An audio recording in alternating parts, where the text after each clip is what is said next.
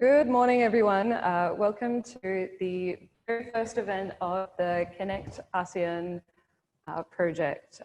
We are kicking it off with the ASEAN Ko-mmuniti Convention, which is all about bringing artists from ASEAN and Korea together to talk about the work that we do for communities.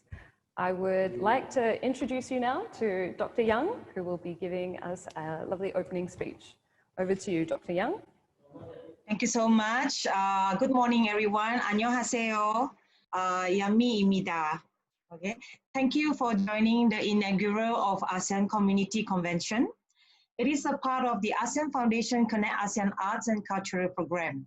So Connect ASEAN was conceived to continue Southeast Asia's legacy of cultural exchange and to share that legacy with our friends and peers from the Republic of Korea.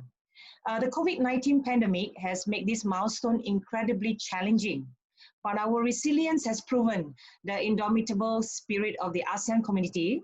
I wish to thank the government of South Korea for supporting our vision and for allowing this initiative come to fruition.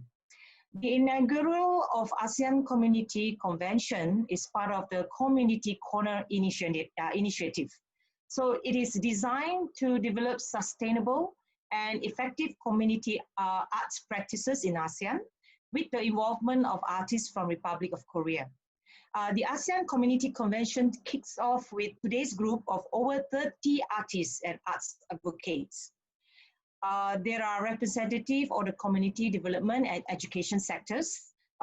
Regardless of financial education status, every youth and elderly and child should have access to arts as part of their education, development and personal legacy. This is our vision for ASEAN nations and Korea to actually push the culture and arts into ASEAN community. So the convention continues tomorrow with more artists involved, and I look forward to robust conversation in the days ahead. So before we begin, I would like to actually thank our local organizers, my team, ASEAN Foundation, and also sponsors and volunteers for making this happen.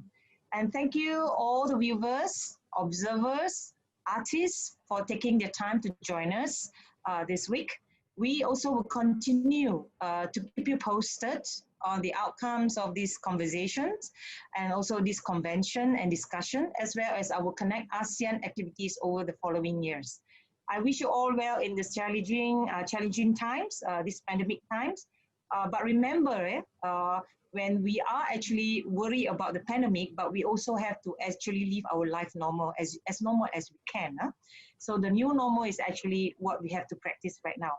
So always remember, there is a unity in the diversity in ASEAN. We are not all the same, but we have actually united cultural. So let's make it through together during this hard time and enjoy the 1 week productive week. Okay, thank you very much. Over to the moderator. Thank you. Wonderful. Thank you so much, Dr. Young. Some very, very, very beautiful words. Yeah, and I look forward to seeing everything. Once again, I want to say thank you to ASEAN Foundation for all their hard work that's gone into putting this together, it's been a long, long journey. And we're really excited to see it finally coming to fruition. So we have streamers out there. Our team is still working out a few little technical issues. So please, this is the very first time that we're doing it. So please,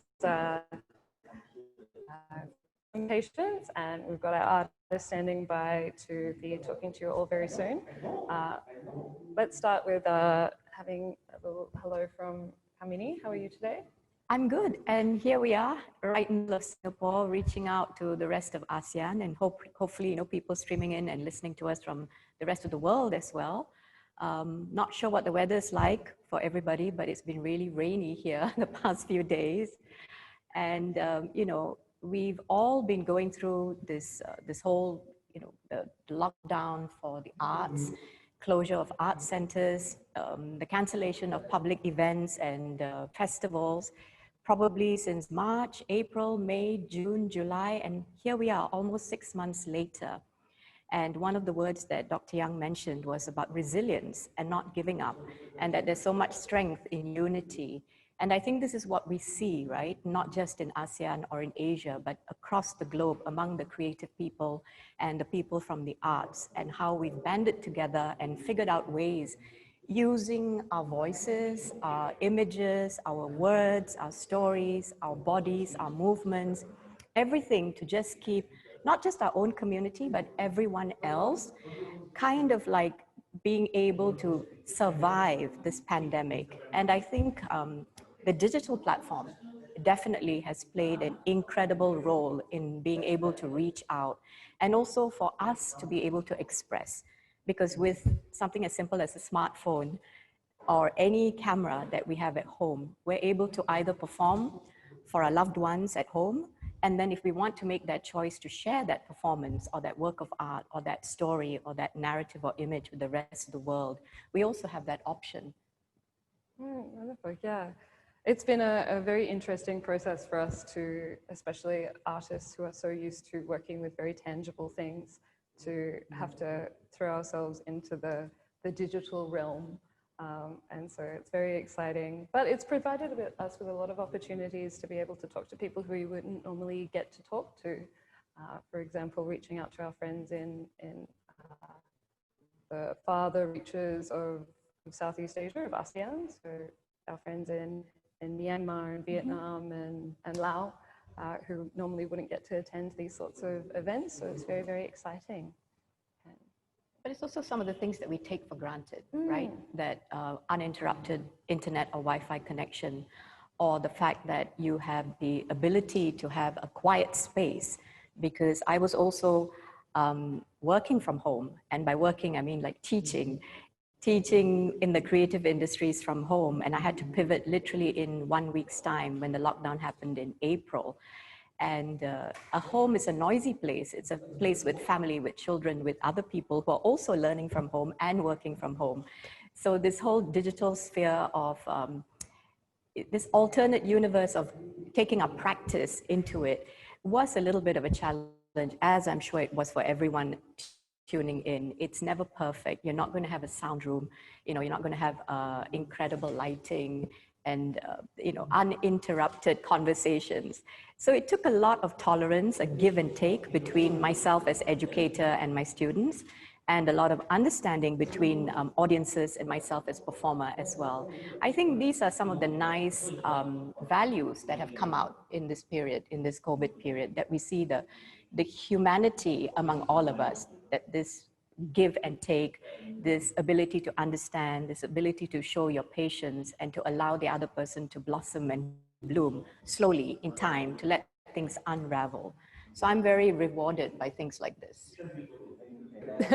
While we're waiting for the tech to sort itself out, I thought this might be like a good chance for you guys to at least get to know each other a little bit more anyway. So how about we do like a first round of introductions? We'll probably have to do it again for the audience, but at least, you know, between us artists. Elena, would you like to start? Hi everyone. My name is Elena. I'm from Borneo, from East Malaysia, which is the north side of the island. And I'm based now in Kuala Lumpur. I'm a musician. I play that instrument. You can see on the wall. It's a string instrument. And it wasn't played by women, and it wasn't played by my father's generation. So I've been playing for 20 years. And basically, I guess in a nutshell, I'm working in indigenous music.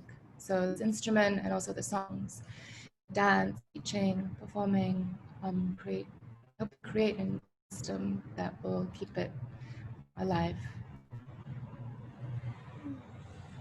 And she has a very, very beautiful Instagram with like very, very beautiful music. So if you do check it out, do check it out. We do get to listen to your music too, right, Alina? Yes.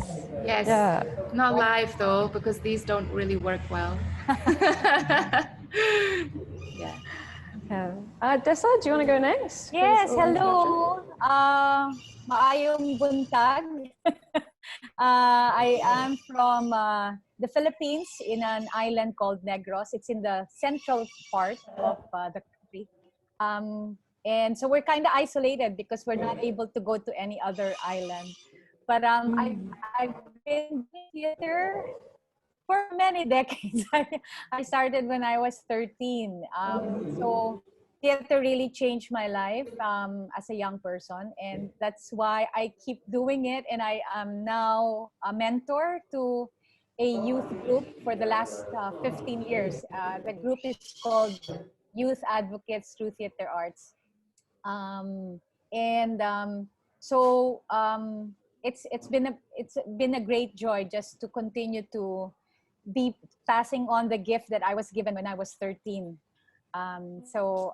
We do a lot of our plays are mostly about young people's stories, issues that affect children and the young people, including issues around environment, because like what will young people inherit and the future generation. So yeah, so we've done a lot of community theater performances. So we can perform under a mango tree, beside the river, beside the beach.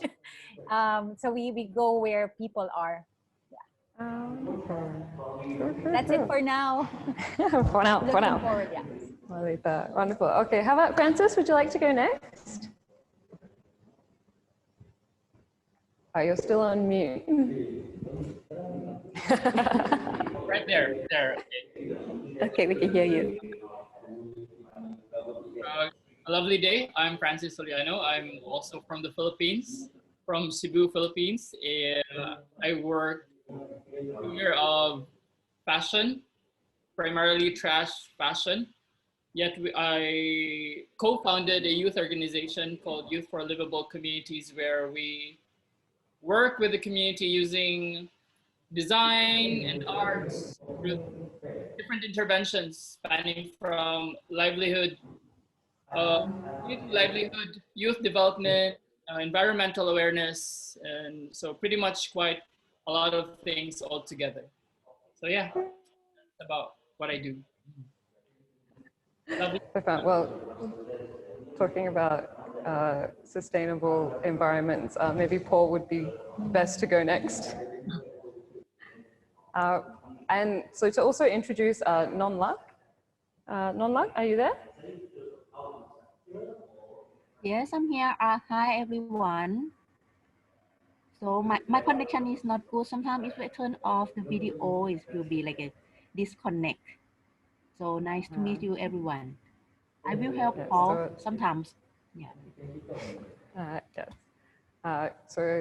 Non-Luck is from Thailand. She's from Chulalongkorn University.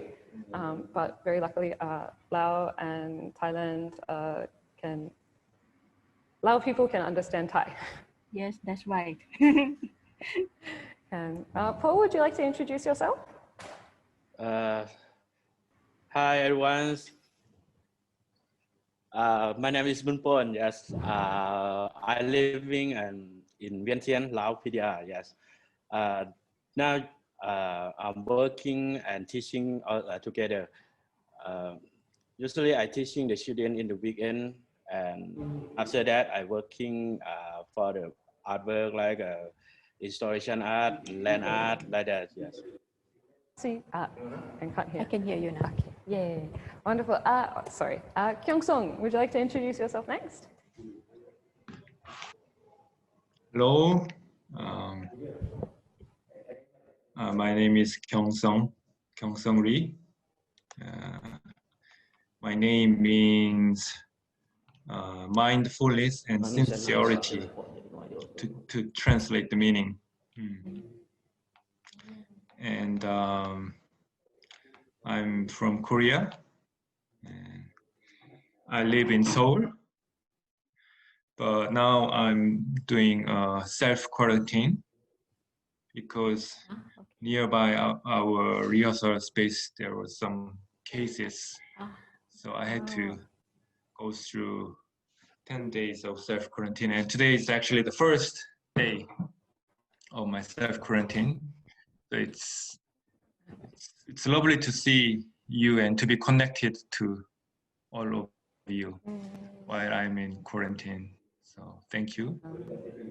and I'm a theater director. I make theater, but I do not work with one author's text. But with my colleagues, we research and do lots of workshops on the social issues from our society where we live in and belongs to. Sometimes we work with a victim of a big accident, so we try to develop to help them to find their own language to express their experience. So we sometimes work together. And yeah, but I don't consider myself as a community artist. I don't introduce myself as community artist, but all of my work comes from the community, and the community is the most important value in my art work, my company. So yeah, that's it for now. Thank you. It's very interesting. I can't wait to go to Korea to see your work. Eunice, are you online? Sorry, I also want to introduce Eunice, who is our Korean translator also.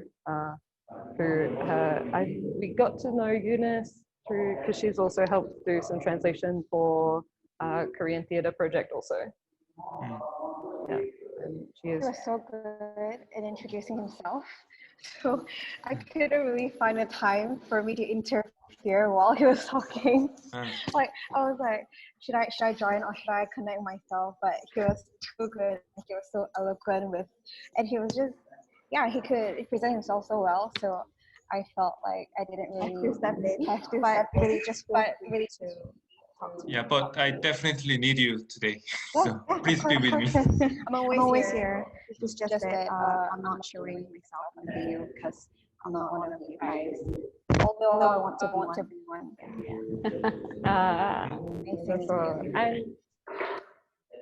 And so you got to hear a little bit from Kommuniti already, but yes.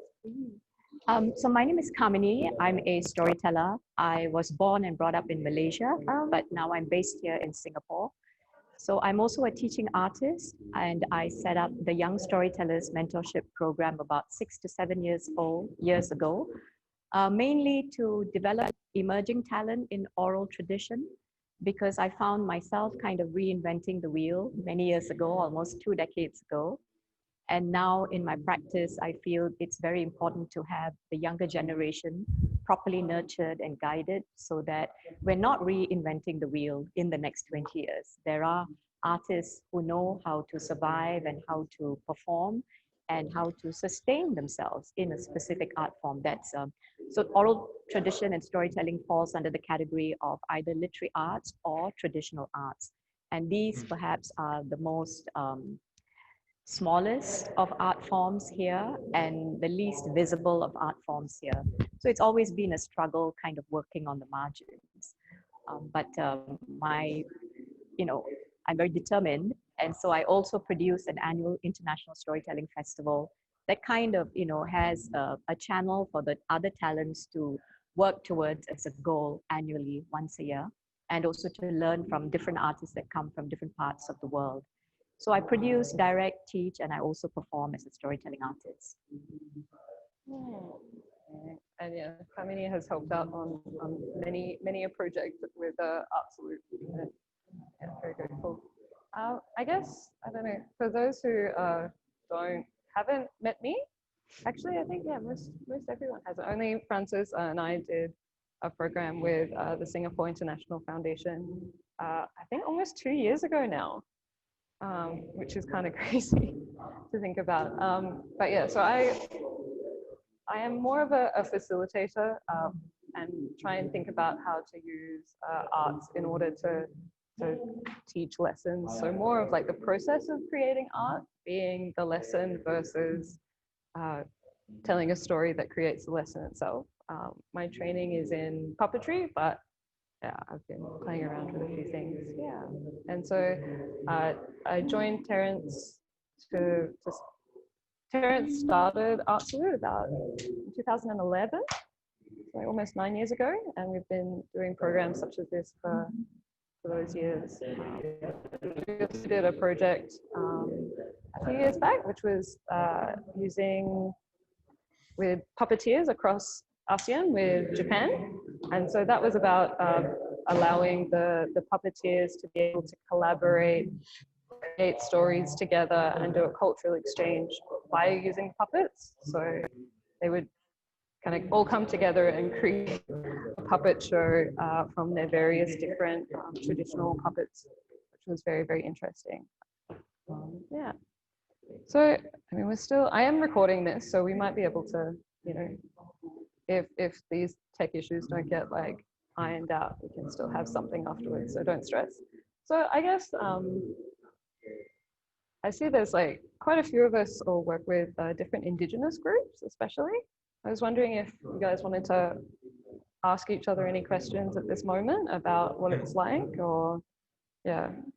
I mean, I'm not sure, Kyung Song, how much experience you have with working with ASEAN or Southeast Asia, so it might be a good chance for you to you know, ask any questions of the different countries. Will the International Storytelling Festival you just mentioned, will it be held this year as well, or? It was supposed to be, the original date was 26th to 30th of June. And when Singapore announced its lockdown for entire month of April, we still thought we would proceed. But then in May, they announced that all the way to end of June, we were not allowed to have public events, and the arts and culture venues were completely closed. Even now, they're shut down. So that's when I had literally 2 weeks to pivot the whole festival and make it a digital festival. So we took Storyfest Singapore online, 17th to 27th of July on YouTube. So I managed to salvage whatever I could, and the artists and crew and team that had been working for so long, they managed to pre-record themselves in a studio, and we uploaded the videos. They were available for 10 days for free for everyone around the world to watch.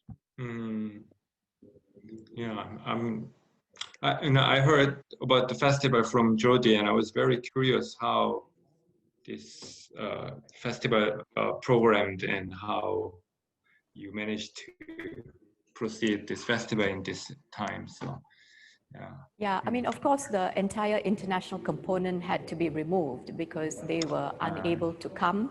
And it would also have been unfair of me to demand that they go find a place and film themselves and upload the files and submit to me, because, I mean, as we all know, there are so many other pressures, right, during a pandemic. And as a producer, I didn't want to do that to my artists. And I've promised them that next year I will host you back here the way I had envisaged you coming here and sharing your art form. And so it became a completely local festival. So things like a 2.5-hour workshop or a full day masterclass became like a 30-minute lecture presentation. I saw you have a question. You wanted to say something? A question for Alina. You did say that, you know, with your father's generation, that women were not allowed to, you know, play the instruments. So how was that breakthrough? How, you know, like, what was your experience of, like, you know, sort of cutting through that tradition, and what were the reactions of the community? So the instrument, the sape, used to be used in ritual healing. So it was used to heal people from spiritual ailments or physical ailments or emotional ailments. And then that was like pre-1930s. So the people that played the sape and that administered the rituals were men. So that's why women were not allowed to touch the sape even. And then the tribes became Christian in the 1930s to 1960s. So a lot of our art forms, even the drawings, the music, the singing, was no longer relevant. So actually, the music skipped my father's generation as a whole, except for a few people. And then the sape was still used a little bit for dancing, so for entertainment. And that's how we kind of went in. There were 7 of us, girl cousins, who we were dancing, and then we wanted to learn the sape. Use the link. And actually, people were very supportive. People were very. I think nobody really thought that, hey, we can use it out of a separate from the ritual. So everybody was very surprised and very supportive. And now it's been very interesting seeing in the last 20 years, it's been a complete revival of the sape. Yeah, and anybody. Yeah, so it's now a more secular yeah, quite. Like I play with rock bands, I play with orchestras, and most people in Malaysia know what it is. Many maybe haven't seen one in their life, but they know what it is. Yeah. Thank you. I'm so looking forward to presenting to that. Thank you. Yeah, it's really beautiful. It's like the sape is one of my favorite instruments just to have play like in your house when you're like greeting people, because it gives such a good energy to the It's still home. very meditative, and even though it's not used for ritual, I think it's still very healing. Yeah. Do you also sing while you're playing the instrument? Yeah, I also sing. Which do you sing in both English and? No, so I actually sing in the indigenous languages in Kelabit and in Kenya. Many people don't know that 70 to 80% of the languages in Malaysia are actually endangered or threatened, so they could die in my generation or the next generation. So I actually don't sing in Bahasa, and I don't sing in English. Maybe once in a while, like a cover song or something. Wow. Yeah. I guess I mean, I'm very familiar with like what happened in Singapore in terms of how we're dealing with COVID, and have been talking to the Korean artists quite a lot in terms of how they're dealing with it. But Laos and Thailand, not so familiar with. I mean, how has that been for you, Paul?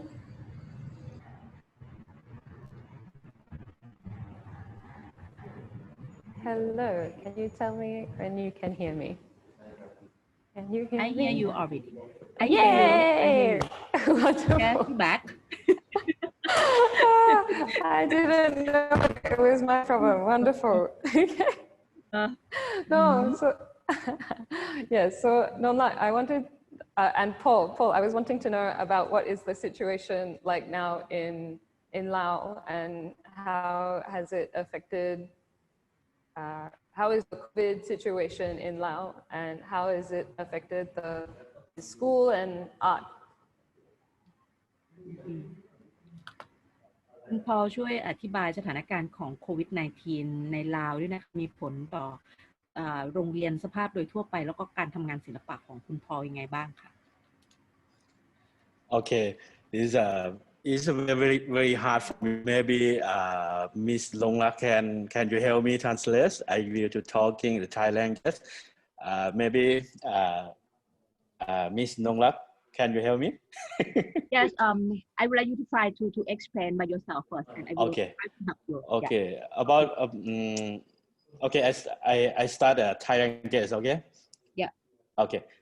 สำหรับงานศิลปะอยู่ในลาวหลังจากในช่วงที่โควิดระบาดผมว่ามันส่งผลมากเลยครับสำหรับศิลปินที่ทำงานอย่างเช่นงานผมเนี่ยต้องออกพื้นที่แล้วก็หลังจากที่ผมสเก็ตไอเดียแล้วก็ลงพื้นที่ผมต้องได้ไปพื้นที่ต่างๆเพื่อศึกษาข้อมูลเรื่องสัมภาษณ์คนในช่วงที่โควิดระบาดเนี่ยมันก็จะทำให้เราไปไหนไม่ได้แล้วก็มันจะทำให้เราไม่สามารถออกไปดูพื้นที่ในการทำงานได้ไม่สามารถไปศึกษาสถานที่ต่างๆได้แต่มันก็มีข้อดีอยู่เวลาเราออกไปไหนไม่ได้เราก็สามารถที่จะทำงานอยู่ในบ้านเพื่อสเก็ตงานสเก็ตไอเดียไว้ได้แต่ก็จะประมาณนั้นครับแต่ว่ามันส่งผลต่ออาชีพทุกอาชีพแล้วครับแต่ว่า สำหรับศิลปินก็มันมีข้อดีข้อเสียอยู่ด้วยกันครับเพราะว่าถ้าเราออกไหนไม่ได้เราก็สเก็ตงานไว้อยู่ที่บ้านก็ทำงานที่บ้านได้แล้วก็หลังจากที่สถานการณ์มันดีขึ้นเราก็จะสามารถที่จะออกไปทำงานได้มีงานเยอะเพื่อจะออกไปทำงานได้ถ้าสถานการณ์มันดีขึ้นครับก็ประมาณนั้นแหละครับ Okay, I will try to explain like from Mr. Paul explained just a moment ago. He said that for the pandemic of the COVID-19, that there is good and bad at the same time. The bad situation is that because he has to work in the community and he has to do the field work to interview the locals and to do the research in the community. So he get the problem because he cannot go out home. He has to have the self quarantine at home. So when he get his idea, is not available to do the work outside at the moment. But the good way of the pandemic at the moment is he can get or to do the outline, the project outline quite a lot. So he will collect them, and when the situation is better, that he will have more projects to do with the community. So meanwhile this time he have to keep waiting for the COVID-19 like maybe finish, but he does not know yet when is the situation will be better. It's more like a period of preparation and creating and putting down ideas and almost like using this time to plan for what we want to do either next year or the year after. I know, especially, it's created an interesting opportunity for you, Francis, right? Right, you've changed your art model kind of completely, right? It has been a journey, yes. So from doing trash fashion, wearable art, the sculptures like the ones in the back are mine. All the way to, I'm now transitioning to glass art.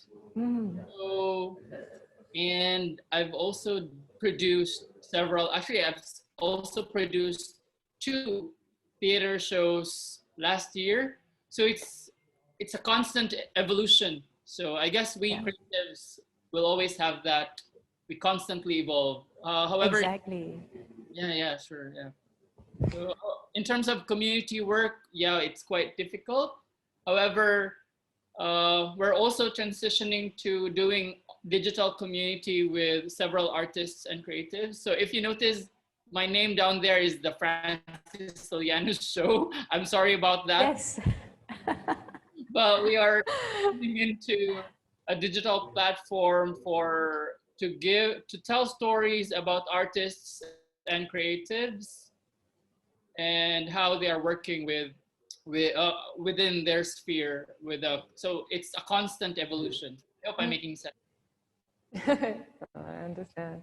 And you were saying you also you're starting to do interior design also. Yes, because my industry background was or is industrial design and furniture design. So it was quite natural for our team to transition to interior design and interior decoration. So so yun des. So there are a lot of furniture manufacturers in Negros Des, right, Ms. Dessa? Yes. Yes, and actually part of what the industry that thrived during the pandemic are home improvements. There are many that suffered, especially performing arts and live events. It's like the biggest industry that suffered.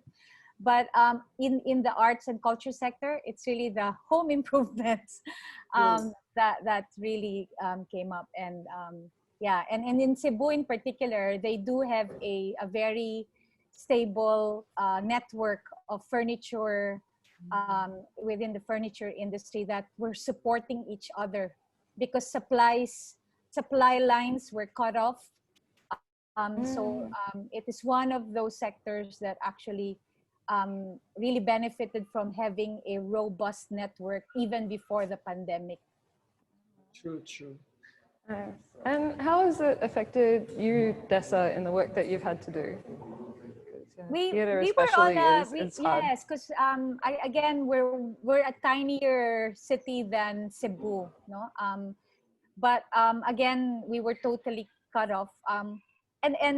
And young people, there was like a part of the quarantine regulation is that young people below 18 and the elderly, like senior citizens 65 and above, are not able to leave homes. Well, they do, but they shouldn't. Our theater group, and most of whom are minors, are young people, could not meet. So there was really a limbo for a while, and we just went on our own sort of directions. Very few have internet at homes, in their homes. They rely on load. I don't even know whether you have that, like data, which is not the priority of spending, because like $1 is already food on the table for many. Yeah. So we were really on a limbo, but somehow, finally, like after again, as Francis says about evolution, like the creative spirit just emerges, and now we are swamped with we are literally swamped with projects. We are running a webinar for 9 weeks for every Saturday of getting theater practitioners to talk about envisioning an Academy of Philippine Theater. We are doing radio plugs instead of community theater performances. I guess radio. Illustrators created coloring books for children. 7 titles, because many children are just stuck at home, and got some people to donate crayons and printing, like just mimeograph machine of coloring books. So I really feel that we're not over with the challenges, but somehow the young people are finding a voice even amidst and the possibility. So it's a really exciting time. Yeah, I totally forgot that radio would be such a useful and here platform. more than social media, more than Facebook, radio is the one that reaches to the most remote mountains. Yes, you're right. Yeah. And coastal communities. Yeah, I mean, even in Singapore, where we probably have the best internet in all of Southeast Asia, and even then, it's very difficult. Yeah. I mean, it's not 100% reliable as a medium, as opposed to radio that has been around for years and years and years, decades, right? And it's been there through wars and through pandemics and through natural disaster. It's always been there. It's been the way that we've reached out. And it's so nice to see that we're going back to that. And it's also about the art of listening, right? Yes. Because you're not distracted by other things, that now we all have time to just listen to someone talk to you, listen to a webinar, listen to information, listen to poetry, songs. So many, this 6 months has really allowed us to filter and really think about what does it mean to be human, and what does it really mean to be together with family, together with community, with friends. We were always so busy, and what were we really busy with, right? We were busy because everything was accessible. Going anywhere, doing anything, buying anything was accessible. But now all these things are not accessible. And hence, were they so important? Did we really have to go and do all these things all of the time? So I'm in my 50s, and I have grown-up sons in their 20s. So for me, this period has been incredibly important to have the entire family sit down and eat a meal together, because no one has anywhere to go and nobody has anything that they need to do urgently. And just getting that family time back has been so precious. Yeah. Exactly. Yeah. I have family in other islands, so sometimes we would Zoom lunch together every Sunday. So we'll be together from 11 until like 2 in the afternoon, and just eating and sharing our dessert. Uh, but I yeah. found, yeah, that's also, I mean, as somebody who also doesn't live where my family is, yeah, it's been a really nice, like, it's reminded me that actually in this time where I would only ever get to see them once a year, and even though we did have these options, it never really felt like an option. And so it's really reminded me that I can still connect with so many people across the globe also. Jodi, where is your other home or other homes? I was originally born in Australia, and I grew up actually in a very small farming village of about like 900 people, kind of central New South Wales. But I've been in Singapore for just about as long, like as an adult, I've been in Singapore for just about as long as I was in Australia. So Australia doesn't feel as much of a home, but yeah, it's one of those interesting situations. Alina, I know you have to rush off soon, so I would really like to, be good to hear from you also about how,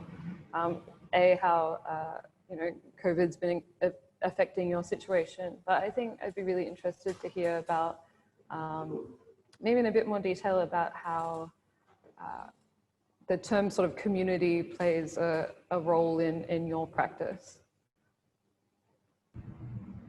I think, so for us, I always say that in our languages, there's no word for music and there's no word for art, because the music and the art were functional and there wasn't a musician. The person it would be somebody's role to play a sape and then the whole community would dance. So it's been a challenge putting the sape on stage and then there's an audience, because we didn't have the concept of an audience, right? So I think in that sense, our music is for community and it came for community. So, but kind of, it's been a challenge to still kind of try and keep that value, but at the same time, trying to fit into a mainstream setting. So I guess like on the back end, I still work very much with community in my process. My work involves a lot of aunties and uncles to learn the songs and to pass on the songs and to work on translation and to work on how to best portray our music today in a way that's still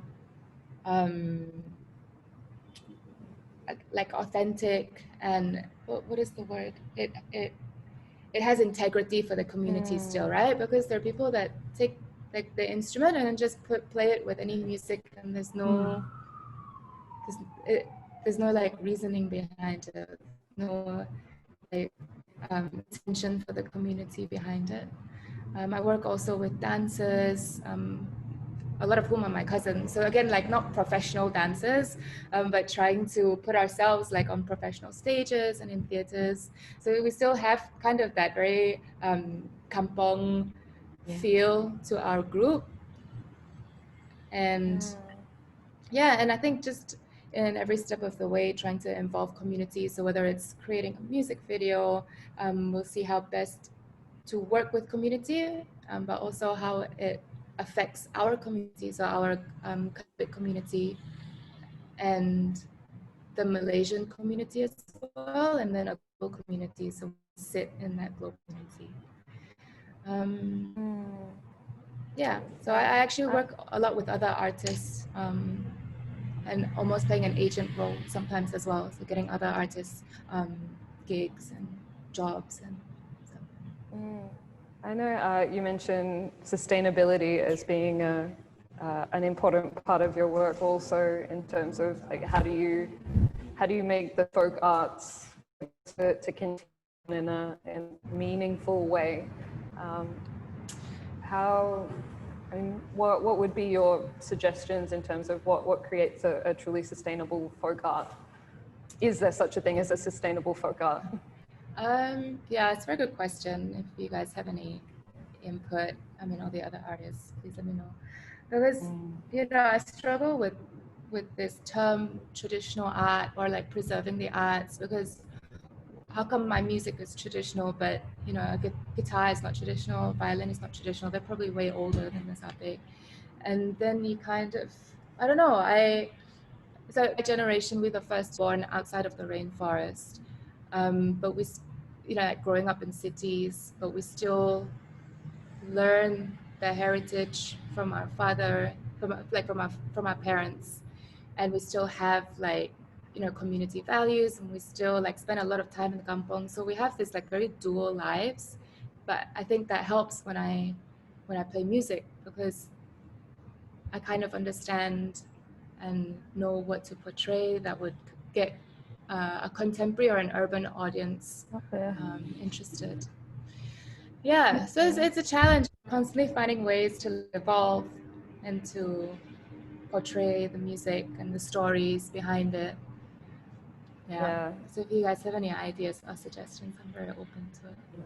Yeah, there's definitely a like colonialist kind of thinking when it comes to like what is traditional and what isn't. Yeah, as you say, I mean, for my people, yeah, guitar is traditional, a violin is traditional. And why is that weighted differently? Even within you know, even within Asian cultures itself, yeah. Yeah, I think also China, I don't know how it is in your countries, but in Malaysia, the entertainment industry, so what's on TV and what you hear on the radio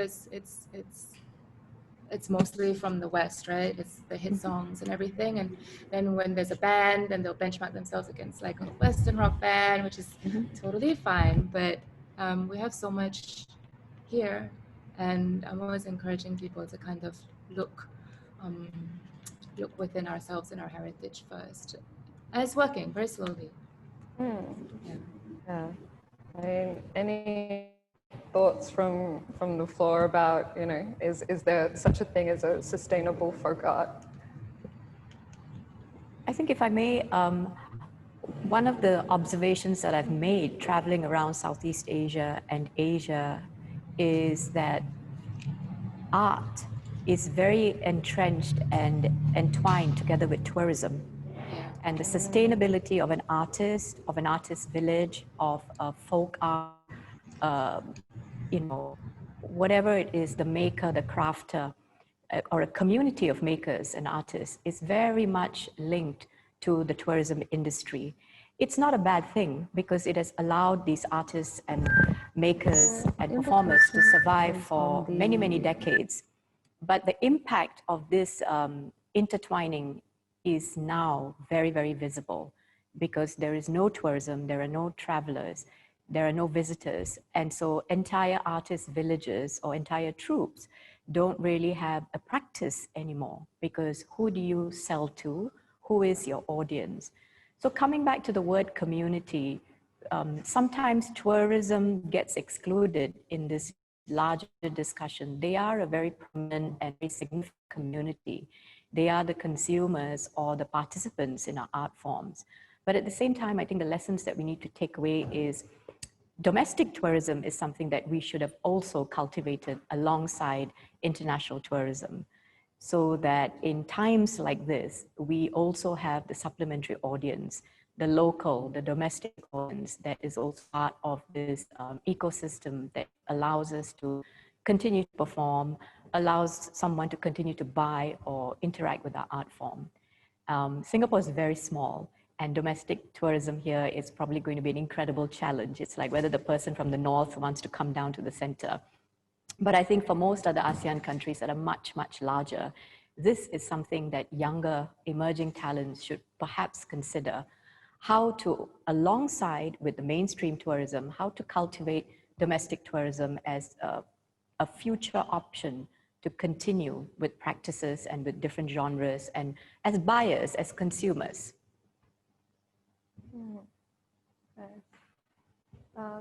Yeah, there's, Young-sung? Yeah. Ah, yes. Yeah.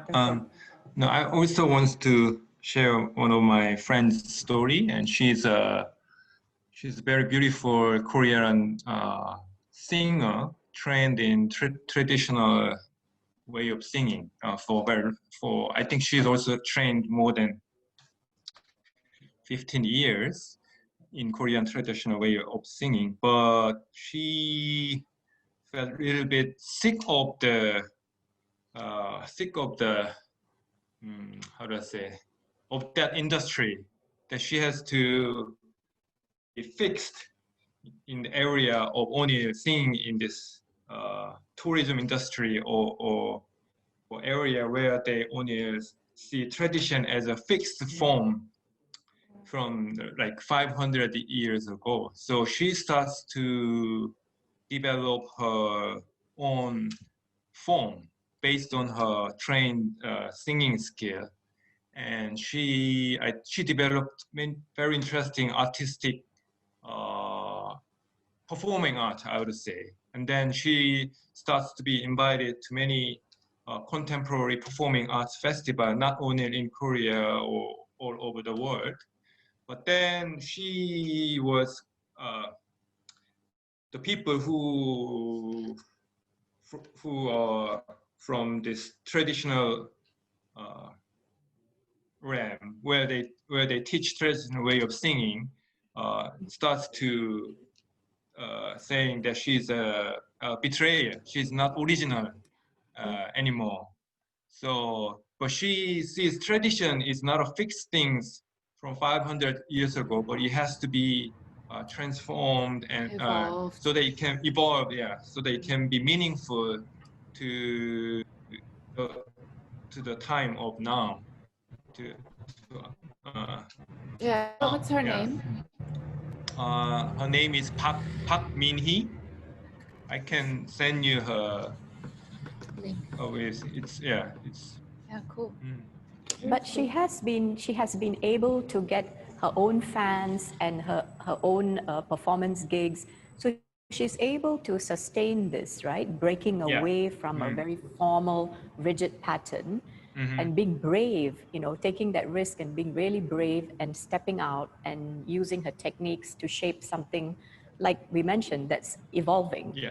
I think the most important thing is to recognize that risk and that bravery as creatives and as artists, right? Whether we are stimulated by a pandemic or whether we're just fed up of an embedded system, it's taking that first step, because trailblazers like her are the one that's going to pave the path for the younger people who may have been thinking about this, but were very afraid. Were afraid to even articulate these thoughts because traditional arts has boundaries and forms, and sometimes it can be very top-down. So somebody like this should be celebrated because she's the kind of person that will inspire other creatives to also think about collaboration and coming up with a different practice and a different form that really respects both the authentic forms, but at the same time in the 21st century wants to showcase a new way of looking at these forms.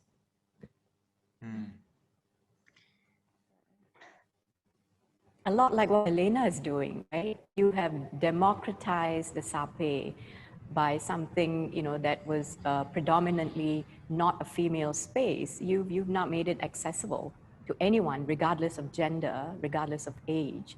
And it took someone like you to take that risk. I was reflecting on it, and if we look into the past, when we had singers, each singer would have their own version of the song, right? There'd be the same modes, there'd be the same rhythm, and there'd be certain same lines, but then they would make it up, but they would make up the lyrics. And yeah, I realized that even back then, 100 years ago, they were also making it contemporary and they were changing it back then. So I thought, why can't we change it now? It's just that we don't live in the rainforest. That's why it's so different.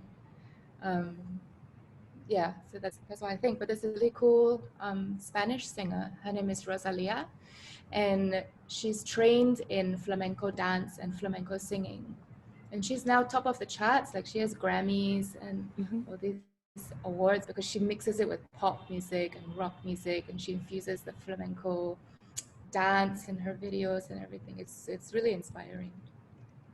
So by doing that, right, at the same time, the flamenco as an art form, as an ancient dance is now made accessible, not just to a small group of people, but to the whole world.